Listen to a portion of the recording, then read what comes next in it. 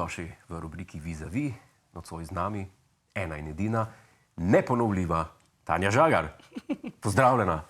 Lep pozdrav, Jure, žive. Neskončno sem vesel, da te vidim. Kaj ti? Ugotavljala sva na poti do studia, ker preden začnemo snemati, gremo v masko. Mene morajo rekonstruirati, jaz gledam drugače kot Ramzes, kot truplo Ramzesovo in me morajo rekonstruirati. In sva se srečala in sva rekla, kdaj sva se mi dva nazadnje videla? To je bilo 10 let nazaj, v eni drugi oddaji, na eni drugi televiziji. Izvajali smo pa tvoj komad Mini. Ja, bi človek rekel, tiho čas beži. Ja, lepo. To je bilo 10 let nazaj, mislim, s kolegom Artačem sta pela duet ene, tvoje skladbe Mini, ki sem jo jaz priredil v opernem slogu.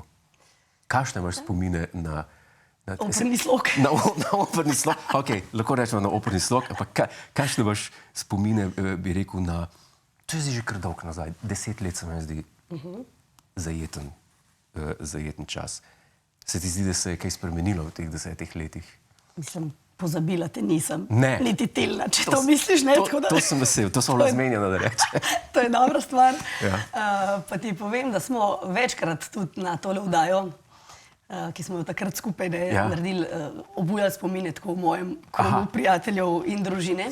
Predvsem ne samo zaradi te operne izvedbe Mini, ampak tudi zaradi tiste čarovnije, ki sta jo vidva z mano naredila. Na pol smo te prežagali. Ki sta me prežagala, ne. In to je, meni so pol to ljudje še, kolikrat omenjali, ne. In tako da. Kako smo ga srali včas? Saj ga še. Ja, zdaj sam te poročila govorimo, pa se norce delamo s politiki. Zdaj se politiki delajo, namesto nas zabavajo. Mi imamo pa bolj nočne intervjuje zdaj. Mi imamo temačne nočne intervjuje. Vesel sem, da si prišla k nam. Hvala, tudi jaz, res, hvala za povabilo. V Vis-a-vis. Najprej bi rad spregovoril seveda, kako si v luči bolezni, o kateri si pred kratkim spregovorila. Jaz sem veselo, srečno, navdihujoče, kaj naj ti rečem, mislim, absolutno sem bila najboljša takrat, ko sem bila popolnoma zdrava, to je dejstvo, ampak če pride bolezen, še vedno to ne pomeni, da se ne moreš imeti čudovito, lepo, da ne moreš na polno živeti. Lahko, mogoče po eni strani, mogoče še bolj kot prej, ne, ker se neke stvari vseeno malo spremenijo in tako da kljub bolezni smo mi recimo v tem zadnjem letu, ki je bilo kar pestro, in cel kup enih pregledov, takšnih drugačnih zdravljenja in tako, smo se imeli prelepo in imam cel kup lepih spominov v prvi vrsti, kar zadeva moje družine, otrok. Tako da, če bi mi rekel, a bi to leto še enkrat ponovila, a veš, da ne bi mogla reči, da ne. Ne bi mogla reči, da ne. Ne bi mogla reči, da ne, ker se je preveč lepih stvari zgodil, ne, čeprav seveda bolezni si nihče ne želi, ampak vemo, da tudi ta je pač del življenja, da ne izbira in da za bolezen nikoli ni pravi čas. Ne. Ja. Je pa tukaj, je prišla, zdaj sem še na enoletnem zdravljenju z biološkimi zdravili in še s preventivno kemoterapijo. To je to. Drugače pa gremo dalje. Gremo optimistično in veselo dalje. Žariš. Sploh ni vprašanje. Žarim. Včasih kdo kaj govori, pa vidiš, da to pa ni res, kar govoriš. Aha. Pri tebi tega ni. Ker je res, kar govoriš, ker ti je videti. Rekla si življenje, kako se ti je zdaj, recimo, kako je zdaj življenje drugačno napram prej? A je zdaj kaj takšnega, da bi rekla, da bi pa naredila, kar pa prej nisi? Oziroma izpolnila? Veš kako, bolj v tem smislu bi rekla, da sicer sem se tega jaz že prej zelo dobro zavedala, ampak absolutno se je to zavedanje zdaj še zelo močno okrepilo, glede tega, da je čas največje bogastvo v bistvu v življenju, oziroma da je zelo treba pravilno razpolagati s tem časom in da je pomembno, komu ga posvečaš. Da ga posvečamo pravim ljudem in da smo mi sami tisti, ki se odločamo, s kom bomo ne zapravljali, ker se ne sliši lepo, no se sem dala navednice, ampak preživeli ta čas. To se mi zdi najbolj pomembna stvar, ker nazaj ne pride, to vsi vemo in zelo hitro ga lahko zapraviš na napačen način in tudi z napačnimi ljudmi. Tako da jaz se obkrožam s tistimi, ki jih imam neskončno rada, ki si ta moj čas tudi zaslužijo. s katerimi se odlično počutim. In to je to. Veš, kaj se mi je zdelo še vedno fascinantno pri tebi, ker imaš zelo zarezano mejo med svojim zasebnim življenjem in med tem, kaj deliš z javnostjo. Ker imava na tem področju zelo podobne poglede. A to so se pa, mislim, da enkrat že midva pogovarjala. A so se enkrat pogovarjali? 10 let nazaj, takrat. Najmanj 10 let nazaj, prej ni bilo. Ja. Ker jaz imam recimo te poglede, pa povej ti, če imaš podobne, recimo na svojo zasebnost. Mi smo ljudje, ki se ukvarjamo s stvarmi, zaradi katerih nas ljudje poznajo. Če se ne bi ukvarjali s tem, s čimer se ukvarjamo, nas ljudje ne bi poznali in mi ne bi imeli nobenega problema s tem. Po drugi strani so pa ljudje, ki se pa ukvarjajo z nečem, ki bi pa radi, da jih pa ljudje poznajo, pa jih ne. In se mi je zdelo vedno tako, vedno pravilno, da če te že poznajo, ne te poznajo zaradi dela, ne pa zaradi tega, katere znamke zobno ščetko uporabljaš. A imaš podobne poglede na to? Torej, tako, jaz pravim tako. Jaz sem v svet show biznisa vstopila zaradi glasbe. Postala sem leta 1996 članica skupine Foxy Teens in takrat so me ljudje začeli spoznavati, ker smo s puncami torej bile glasbeno dejavne. In to je prva stvar, ki je pomembna in edina. In če jaz ne želim, mi ni potrebno nič, kar se tiče ostalih zasebnih stvari, deliti z ljudmi. Oziroma, kar jaz delim, je izključno in samo moja odločitev. Takrat, ko jaz želim, če želim in tisto, kar jaz zberem. Nikakor pa ni to moja naloga ali pa moja dolžnost, da bi jaz mogla karkoli iz svojega zasebnega življenja deliti s širšo javnostjo. Na ta način. Ampak se mi pa po drugi strani absolutno zdi pa prav, vsi smo ljudje, en počne to, drug počne tako, en razmišlja tako, en tako, da se pogovarjamo, da smo, recimo temu, odprti na ta način, da se ne zdaj jaz kot javna oseba popolnoma oči zaprem in se delam, da obstaja samo glasba in nič druga. Lepo se mi zdi, če si znamo tudi deliti neke druge stvari iz vsakdanjega življenja, pa malo menjati si neke izkušnje, tudi kakšen problem povedati na glas, ga poskušati rešiti, pač izmenjevati te življenjske izkušnje, s tem ni nič narobe. Ne dovolim pa, da bi nekdo drug upravljal z mojim življenjem. Se pravi, da nekdo drug od mene karkoli zahteva, da bi jaz mogla, ker jaz nič ne morem. Jaz se lahko tudi ta trenutek, če se tako odločim, umaknem iz medijskega sveta, neham prepevati in se nikoli več ne pojavim. Če se pa odločim, pa lahko še kdaj pridem k tebi, recimo na nočni ali dnevni ali kakršenkoli že intervju, v tem smislu. In tega se recimo tudi zelo držim, v tem smislu sem bila tudi vzgojena. Sta mi vedno starša rekla, Tanja, to je tvoje življenje. Midva ti ga nimava pravice usmerjati, lahko ti svetujeva, če naj vprašaš, ti bova vedno povedala iskreno, kar misliva in tako, ampak tvoje življenje je, tvoja odločitev mora biti na koncu in nikoli ne pusti nikomur, da upravlja s tvojim življenjem. In tega se tako jaz kar držim in zavedam. To je zelo nobel misel. Mislim pa tako, prav pride. Absolutno, absolutno. Ti si začela, se pravi, ti si bila v bistvu v zabavnih pevskih vodah, preden si bila, recimo temu, pred formativno izobrazbo, ki je glasbena, ki je klavirska. Ne čisto, mislim, greva lepo povedati, da ne bo pomote. Jaz sem glasbeno gimnazijo delala v smer kot pianistka, klavir. Klavir, ja. Potem na glasbeno akademijo sem pa šla na glasbeno pedagogiko. Kar pomeni, malo širine sem še dobila s tem. No, se pravi, ti si bila v glasbenih vodah že predtem. Ja, praktično od 6. leta, jaz sem pri 5 šla v glasbeno šolo. Pri 5 letih? Sem šla v pripravnico in pri 6 sem že začela se učiti igrati klavirja. Katerega si skladatelja najrajši igrala, to te moram vprašati. Škaj? Mozarta, ne? Ja, okej. Nisem si. Jaz sem bolj za romantiko ali pa impresionizem, to sem jaz. Okej. Debussy je meni bil zelo blizu in tako. Vse je zelo lep. Ja, zelo je lep. Slika. Ja, slika, riše, barva, jaz sem barvit človek, tako da... Lepo. No, pa me zanima, je bila katera točka med formalno glasbeno izobrazbo, da bi te popeljali, da bi rekla, jaz grem pa v resno glasbo? Pa se pravzaprav ugotavljamo, da sem jaz zelo dolgo bila tudi v tako imenovani tej resni glasbi. Sprememba kariere, bi rekel, iz zabavne v resno. Veš kaj, karierno pa ne, zato ker nisem ta tip človeka. Jaz imam zelo rada vse zvrsti glasbe, spremljam vse in se mi to zdi edino pravilno, glede na to, da sem glasbenica in da se s tem ukvarjam, da v vseh glasbenih zvrsti imam lep odnos in spoštovanje. In tako ni me pa tako v klasično smer potegnilo, da bi jaz rekla, zdaj bom pa jaz pianistka. To pa ne, no. Nekako sem se zelo, zelo znajdla potem v tej zabavni sferi, tudi karakterno sem bolj za sem, no, kot tja. Ne bi šla. Sicer me je potem peljala pot še v glasbeno šolo, kjer sem 15 let poučevala v glasbeni šoli v Logatcu.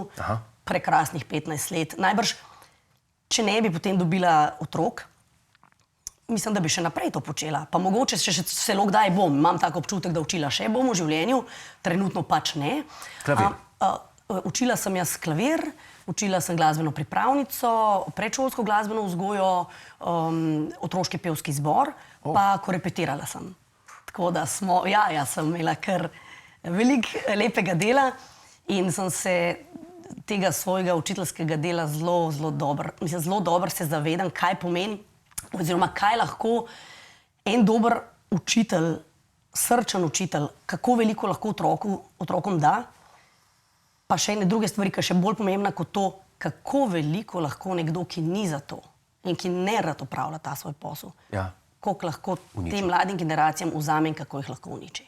Tako da to, jaz mislim, da učiteljsko delo bi res mogli opravljati ljudje, ki to čutijo tukaj v srcu, ki si tega res želijo, ki so radi v družbi otrok, ki jih to ne utruja, jim ne predstavlja nekega napora, ker to je prvi stik z glasbo, recimo, ki ga otrok dobi tle v teh letih mladih. Potem pride ogromno krat do situacije, ne samo, da je učitelj s takšnim odnosom, ampak celo, da starši otroka zrinejo na silo v glasbeno šolo. Potem imaš pa dvojni odpor in potem je totalna zguba časa. A si imela kdaj kakšne take učence ali učenke, pri katerih bi prepoznala, da to pa tle pa ni interesa, pa da mu tudi sama nisi mogla na nek način predstaviti glasbo, ki bi ga zanimala? Rečeš, si takšnemu rekla potem, ti pa nisi za to. Ali bi ustrajala? Ker to se mi zdi kar pogost pojav. Veš kako, jaz moram reči, da v teh 15 letih, recimo poučevanja v glasbeni šoli, sem imela zelo lepe izkušnje. In starši, in z svojimi sodelavci, in z otročki. Nismo imeli nobenih konfliktov, tudi s tistim, ki morda ni bil toliko za igranje klavirja, smo se starši pogovorili, so potem tudi sami vedeli, otrok tudi povedal, ker sem vedno probala res čez pogovor nekako priti do tega, kaj je za otroka najboljše. Ker res, kar se mi zdi zelo nesmiselno, je neke te svoje starševske ambicije na otročkih. Dajmo ga v glasbeno, da ne v na ulici. Ja, pa da bo obiskom nekaj zaigral, ker bomo prišli, ne. Igraj. Ja, ne, da bom ploskal, ne. To niti slučajno. Se mi pa tako nek stik v zgodnjih otroških letih z glasbo, takšen ali pa drugačen, ne vem, zdi zelo pomemben. In zelo, zelo koristen potem za nadaljne življenje. En izmed največjih, že pokojen dirigentov vseh časov, Nicolas Harnoncourt, je rekel, ko je bil on otrok, kakšno vlogo je igrala glasba v osnovni šoli, kakšno vlogo je igrala glasba doma. Rekel, mi smo doma skozi pel. Ko smo imeli klavir, družina je pojedla večerjo in so šli pet. V šoli je rekel, da se je pouk vsak dan začel s petjem. A ni to prav ganljivo, no? Ja, ampak... Zdaj, ko si rekel, recimo to petje, imam en tak nepozaben pa lep primer iz glasbene šole. Z enim, ko sem imela otroški pevski zbor in sta bila dva fantka, bratca, in sta imela gluha starša, ne? In zdaj en fantek je imel dodelan posluh, res krasno pev, noro, drugi pa še ni imel razvidega, ne? Je pa hodil zelo redno k pevskemu zboru. Ampak pri njem je bilo tako, na planincah, sončece sije, na planincah, ne. Jaz nisem, sem bravo spodbujala in tako. Pa sem naenkrat opazila, da otroci malo pa začnejo, ne, gledati, ne, pa tako, ne, pa ne poješ prav, pa tako. Pa sem pa jaz rekla, tako 5 minut recimo pred koncem vsake ure, pridi malo k meni, dejva probati na prstke stopati, pa malo višji glasek dati od sebe, ne, da bi videla, če sploh lahko to, kako bi to dosegli, ne. In on res pol čez nekaj časa tako, naredi, sem rekla, vidiš, kako imaš ti krasen glas, kako boš ti lahko lepo pel, ne, nisem dol, je tu gor in tako, skratka, da sem skrajšala zgodbo in par mesecev jaz to počnem in tam enkrat februarja on meni odpoje tako le unih zadnjih 5 minut eno pesmico s 3 toni, kada bi zapel Kuža pazi, nima veze, ne? No, in njemu se je prav začel posluh glasek razvijati in meseca maja pride on na spremne preizkuse, glih tja v mojo učilnico, ker sem jaz te spremne preizkuse vodila. Jaz sem ga bila tako vesela in prav, da bo zapel Kekčevo pesem. Taka, daj zapoj. Ne, in on začne, zapoje v nulo z unimi poltoni, lahkih nog, razumeš? Jaz sem kar skočila iz stola, sem ga kar objela in tako, in pol je bil sprejet otrok v glasbeno šolo, igral klarinet, bil srečen, zadovoljen, vesel. Mislim, tako lepa, res ganljiva zgodba, sem rekla, no, zdaj pa ne bi temu otroku nekdo rekel, ne brundaj tam dol, kaj pa ti, nimaš posluha, pa ne moreš več pet. Pa za celo življenje bi mu nabila kompleks, on po mojem več nikoli ne bi ust hotel odpreti. Tako bo pa z glasbo živel, ne? In mu bo to en lep spomin, tako da lepe zgodbe se lahko odvijajo, no, če človek pristopi na pravi način. Ko bi le več profesorjev in profesorjev bilo, mi imelo takšne poglede. Ja, pa sej, jaz mislim, da je veliko krasnih učiteljev, veliko, ne, sem pa tja, pa tako v vsaki stvari, pa v vsakem poklicu se pa tudi najde kdo, ki ni najbolj za to rojena. Tudi, recimo, da še mogoče še to povem, je tudi zanimiva stvar, tekom tega šolanja, ne, glede na to, da sem bila jaz v tej klasični glasbi, pa sem pol stopila v to zabavno sfero, ne, nisem imela tudi sama z učitelji kakšnih slabih izkušenj, marsikdo me kdaj vpraša, ja, pa so bili kaj proti, da ti zdaj to si na tej strani, v tej zabavni sceni. Ne, so me lepo spodbujali in tako na glasbeni gimnaziji in tudi potem na akademiji za glasbo. Nihče se ni nikoli grdo ob to bregnil, da bi mi kaj rekel, kaj pa ti pri Foxy Teens tam poješ ali pa kaj.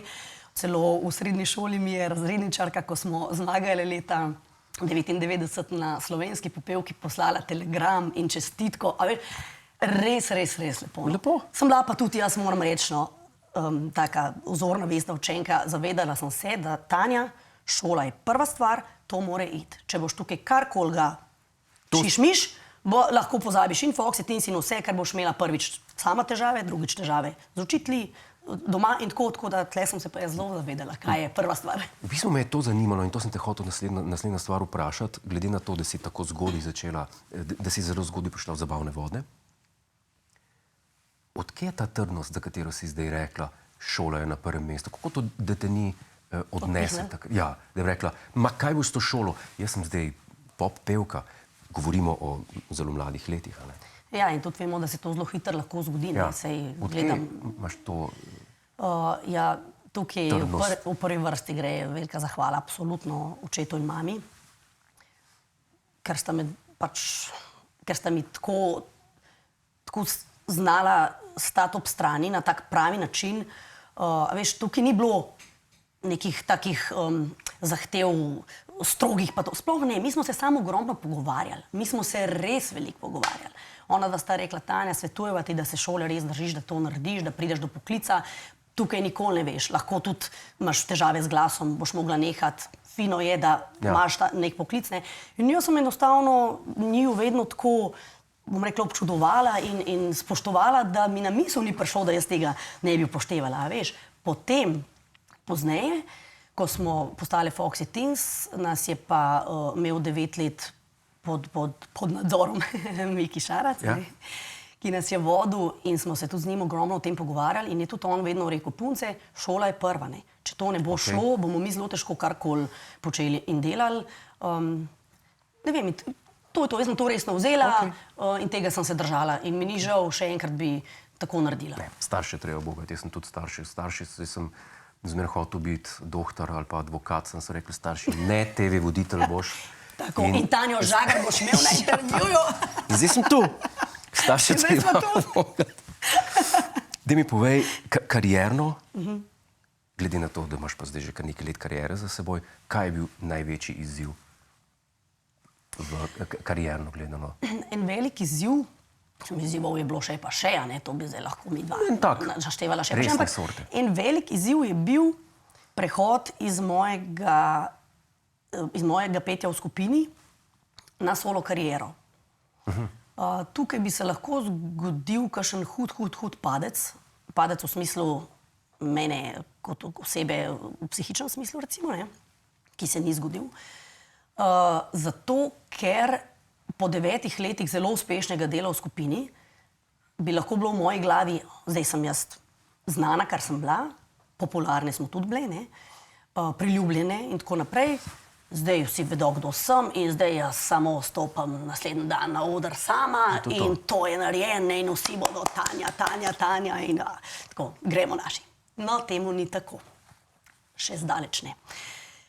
Tle sem to zelo hvaležna Mikiju, ker mi je to zelo dobro razložil in povedal. Jaz sem pa sam z odprtimi ušesi poslušala, je rekel, Tanja, zdaj, ko greš ti sama naprej, si popolnoma na začetku. Iz nule. Je rekel, še bolj si na nuli kot nekdo, ki je danes prišel in stopil na sceno. Je rekel, ena velika tvoja prednost so sicer tvoje 9-letne izkušnje, tega ti nihče ne more vzeti in to je res prednost, ampak drugaci pa ti čist na točki nič. In greš popolnoma od začetka, zato ker tudi za medijski svet je vedno veliko bolj zanimiv nekdo, ki je zdaj vstopil, kot nekdo, ki že 9 let je imel toliko in toliko intervjujev, toliko in toliko nastopov, marsikaj že vemo o njem, ga že poznamo in tako, ne. Jasno, nov obraz je vedno večja uganka in nova zgodba, ne. Jaz sem to poslušala, sem rekla, ok, razumem, ampak jaz bi rada delala. Jaz hočem delati, sem pripravljena delati, se mi nikamor ne mudi, tega se zavedam, da nič ne bo od danes na jutri in želim delati daljnoročno, čutim pa, da sem za to in da lahko še marsikaj, kako se reče, povem in naredim in tako. Je rekel, super, potem pa začniva, ne. No, in vedno, bolj ko sem starejša, vedno bolj se zavedam, kakšna prelomnica je v bistvu to bila in bi lahko bila, ne. Huda za eno tako še vedno mlado psiho, ne. Če ne bi imela pravega človeka, ki bi mi na pravi način to razložil, ne. Tako da tudi to smo lepo potem speljali naprej in lepo delamo dalje, no. A veš, drugače pa res teh nekih izzivov, prelomnic in to je bilo še pa še. Tudi, a veš, to naprimer, ko priješ do neke točke, si dobro delaš, si uspešen, dobiš tudi mogoče kakšno nagrado in tako naprej, da se zavedaš, da vse to je minljivo, da nič ni večno. Ta popularnost ali pa slava in to je del tega posla. Ampak to ni nič večno. Jutri je nekdo drug, pojutrišnjem je spet nekdo drug in prav je tako, ne. Morajo biti mladi, pa mlajše generacije in to. Tako da, ko s tem zavedanjem delaš, je potem vse super in potem tudi naprej lepo rasteš in se gradiš in zoriš, ker še ena huda težava bi se znala zgoditi, a veš, da bi jaz recimo ostala v glavi v času Foxy Teens. In to se zelo hitro lahko zgodi, ker človek hitro ostane v času, ker si se imel ti lepo, ker si se varno počutil, dobro počutil, si bil uspešen, si bil priljubljen, si bil to in enostavno, ker ne gre, ne moreš preklopiti naprej, ne. In to bi znala biti tudi huda težava, no, pa sem lepo jaz. Vse to si prebrodila. Sem prebrodila lepo tudi to naprej, jaz sem tak človek, veliko razmišljam, veliko se rada pogovarjam in čeprav veliko rada govorim, ne, jasno, tudi ogromno poslušam. Jaz res poslušam ljudi. Jaz lahko ure in ure sam poslušam. Ne, tako da, in mislim, da od tega se največ naučiš, ne od tega, kar sam govoriš, ampak od tega, da ljudi poslušaš. Najlepša karakterna lastnost. Kaj nas čaka v prihodnje? Kaj prihaja? Prihaja kaj velikega? Kakšni plani? Lahko kaj, ko rečejo temu ameriško govoreči narodi, poliješ kakšen fižol? Spill some beans? Takole bova rekla zdaj, no. Če si me že glih vprašal, veš, da bom z veseljem povedala, da imamo že rezerviran termin za naslednje leto, meseca novembra.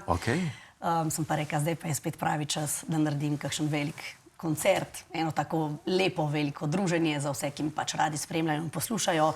Tako da prihajata novembra naslednje leto 2025 koncert v Hali Tivoli v Ljubljani, koncert v dvorani Tabor v Mariboru, pa še kje, ampak zaenkrat to, no. Pridemo.